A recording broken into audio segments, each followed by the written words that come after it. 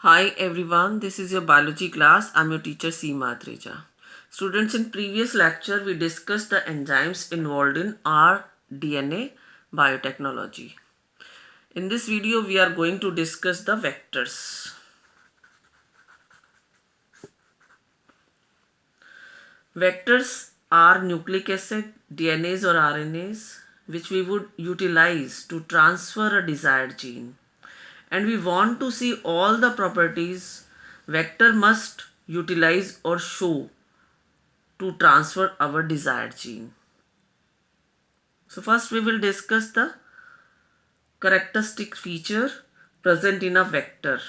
The first one is that it should be able to replicate, and for replication it must consist of ORI site. ORI site is the origin of replication site from which replication start. So vector must consist of the ORI site because it should be able to replicate. Suppose we have to transfer the insulin gene into the host cell. First, we will add this insulin gene on the vector at the ORI site. And then we introduce this vector which consists of the desired insulin gene into the host cell. And when the host cell DNA replicate, this vector also replicate, and along with this vector our desired gene also replicate. So to replicate, vector must consist of the ORI site, that is origin of replication. The second thing present in vector, that is protein of replication. That is the protein of replication.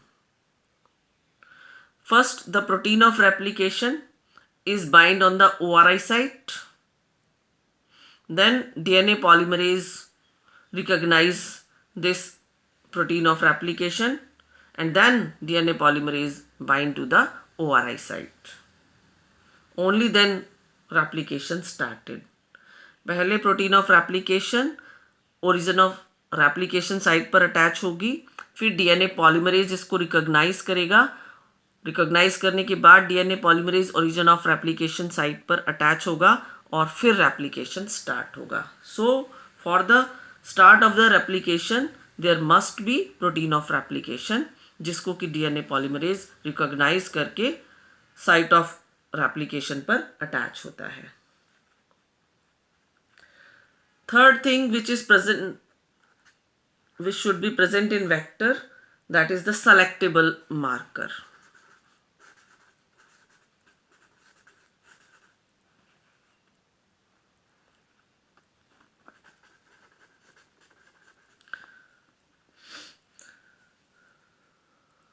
There should be one selectable marker in a vector.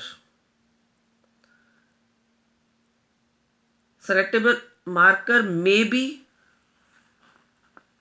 antibiotic resistance gene,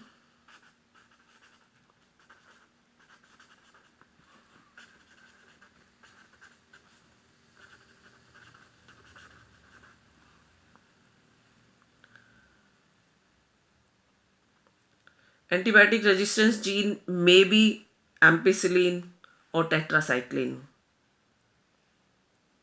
Another marker which can be used is an enzyme producing gene.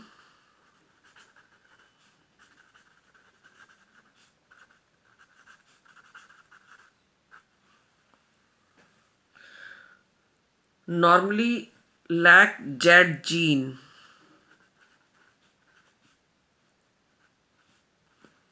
is utilized as a marker. LAC-Z gene enzyme is used for the formation of beta galactosidase.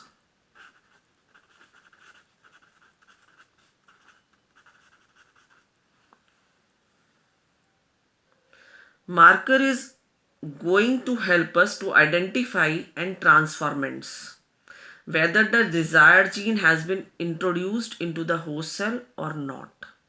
So there should be one selectable marker in a vector. Marker may be antibiotic resistance gene, and in the form of antibiotic resistance genes it may be tetracycline or ampicillin is used. Another marker which is used in place of antibiotic resistance gene, it may be enzyme producing gene, that is normally LECZ enzyme producing gene is utilized, and LECZ gene is responsible for the formation of beta galactosidase. What is the use of marker? Marker is used to help us to identify transformants. Marker transformant को identify करने में help करता है. Transformant means we have to identify whether the host cell consists of the desired gene or not. So marker help us to identify the transformants. Means it helps to identify whether the host cell consists of the desired gene or not. Next thing which should be present in vector is the restriction site.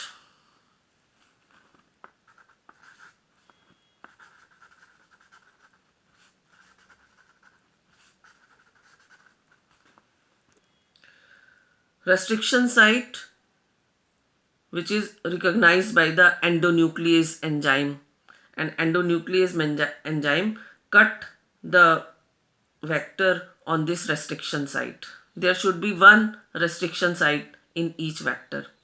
If more than one restriction sites are present, so vector cut in many parts, maybe it damaged the selectable marker or protein of replication or ORI site. So there should be one restriction site. So endonuclease cut the vector at one site only. Plasmid should be small in size. Next property, that is plasmid should be small in size.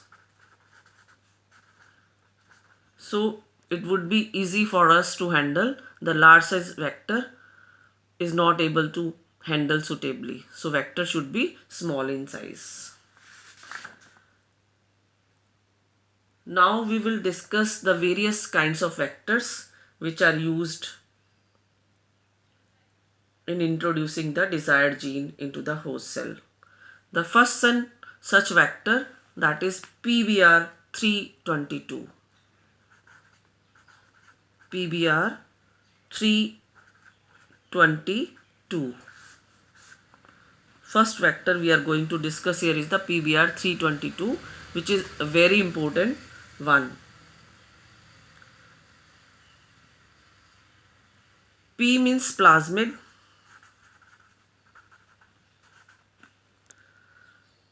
and BR are used from the scientist which discovered the PBR 322. B means Bolivar and R means Rodriguez.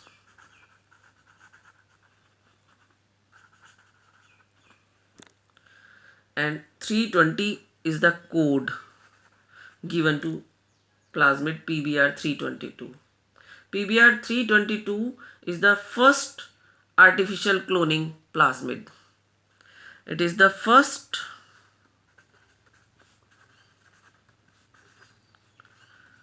artificial cloning plasmid.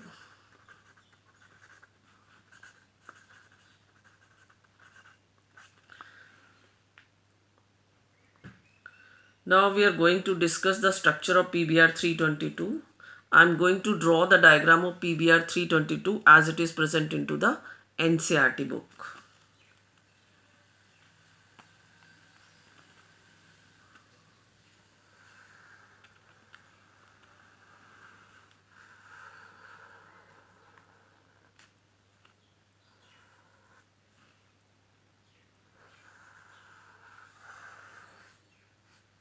This is somewhat circular in outline. It consists of the following structure. At the top there is present Hind third, name of restriction endonuclease enzyme. Another one is present near to it is CLA1. Next one present is BAMH1.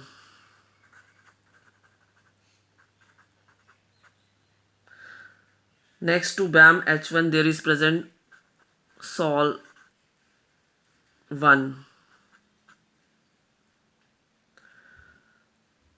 After cell 1 here is present PVU second. After PVU second, 1, 2, 3, there is present PST1. After PST1, there is present PVU1.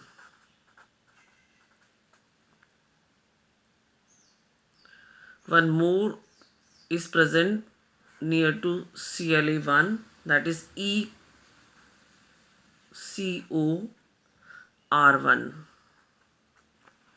These are the restriction site. 1, 2, 3, 4, 5, 6, 7, 8. It consists of the 8 restriction site. And it also consists of, that is ampicillin marker site or tetracycline marker site. It also consists of ORI, that is origin of replication, and it also consists of protein of replication. So this is the structure of PBR322 vector, which is given in your NCERT book. Now we count the restriction site. It consists of 1, 2, 3, 4, 5, 6, 7, 8. It consists of 8 restriction site. अभी हमने discuss किया कि एक vector में एक restriction site होनी चाहिए. What we are observing here, जितनी भी रेस्ट्रिक्शन साइट है they are separate from each other, they are different from each other. No one is repeating here. So when we use the one restriction endonuclease enzyme, it will recognize only one restriction site and make a cut only at one place. So this is the mean of saying that it consists of the only one restriction site.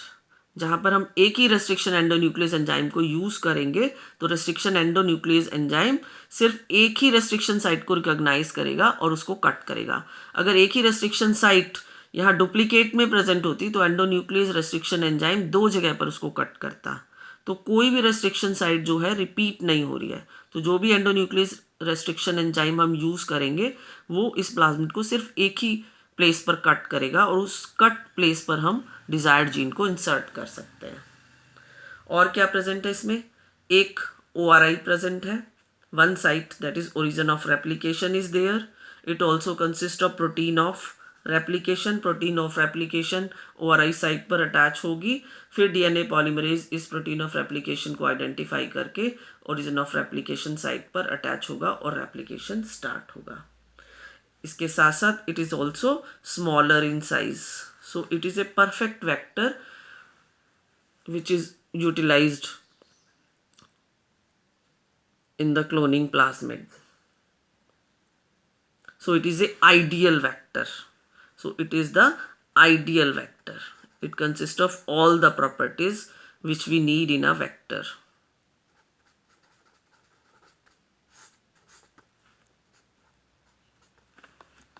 The second vector is the PUC. which is also very important.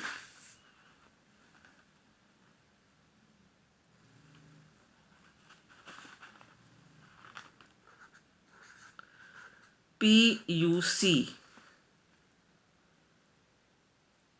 This abbreviation comes from P means plasmid and UC. That is, it have been developed from University of California. So UC comes from University of California.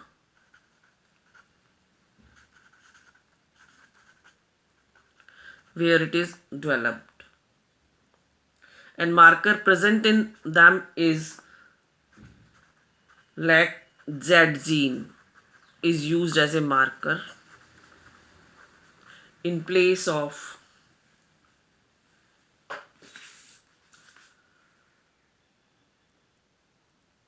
antibiotic resistance gene, which are present in PBR322 vector. Antibiotic resistance gene is used as a selectable marker, but in case of PUC, selectable marker is the LAC-Z gene enzyme, which is used for the synthesis of beta galactosidase. Beta galactosidase. Next is Ti plasmid, that is Ti plasmid. It is isolated from Agrobacterium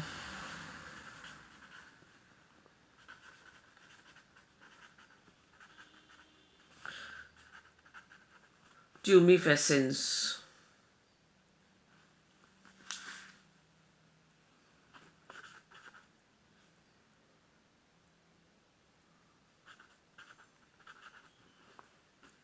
The DNA isolated from Agrobacterium tumefacens is known as the tDNA.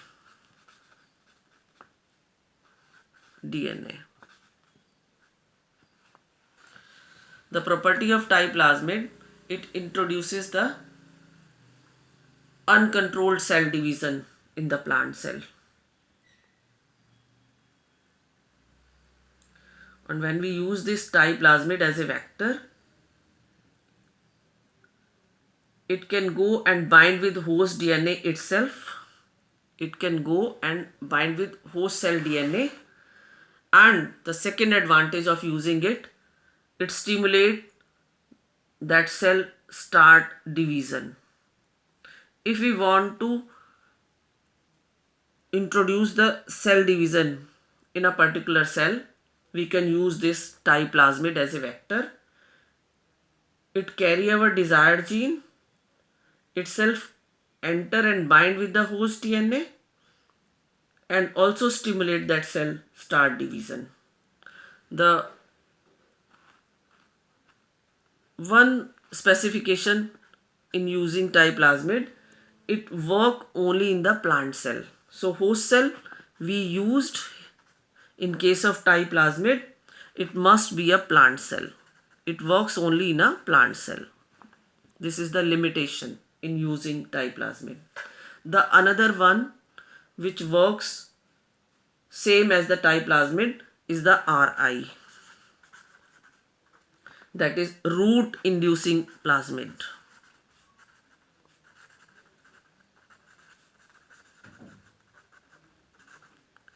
Root inducing plasmid.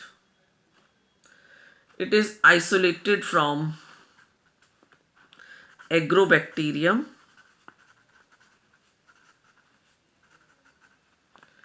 rhizogen.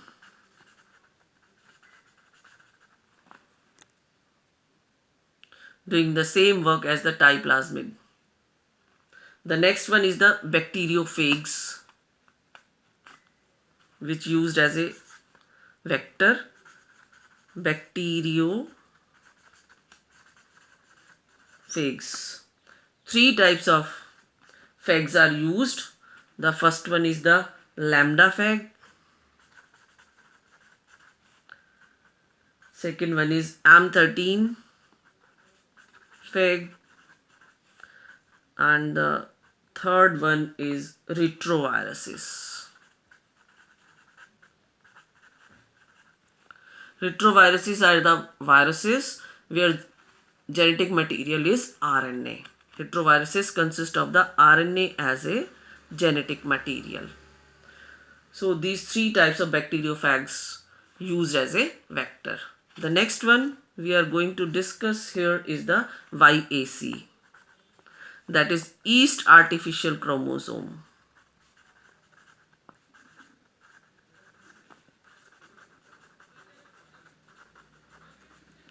This one, which is prepared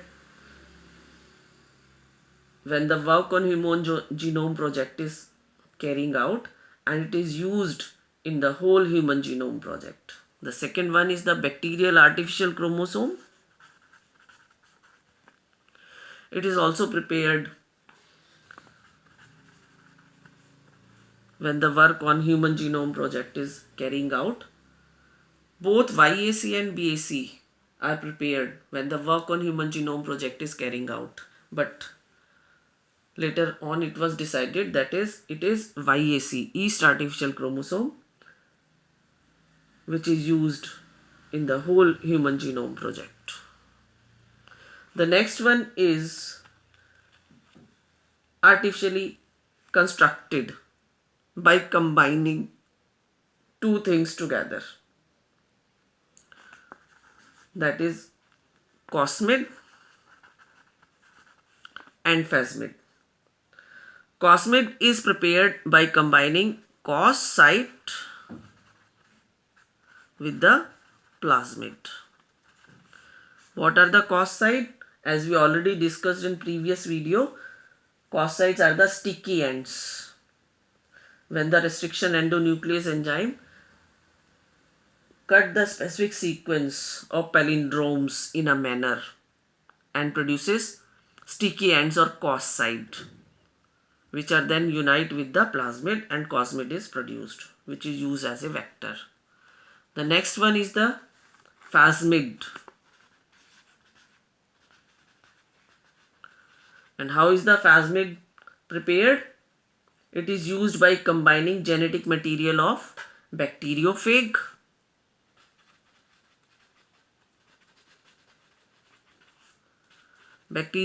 genetic material combined with the plasmid, and phasmid is produced, which is also used as a vector. So these are the various vectors which help in transferring our desired gene into the host cell. This is all about in this video. In our next video, we will discuss about the host competent cell, in which we transfer the desired gene with the help of vector and cloning occurs. So next video we will discuss the competent host.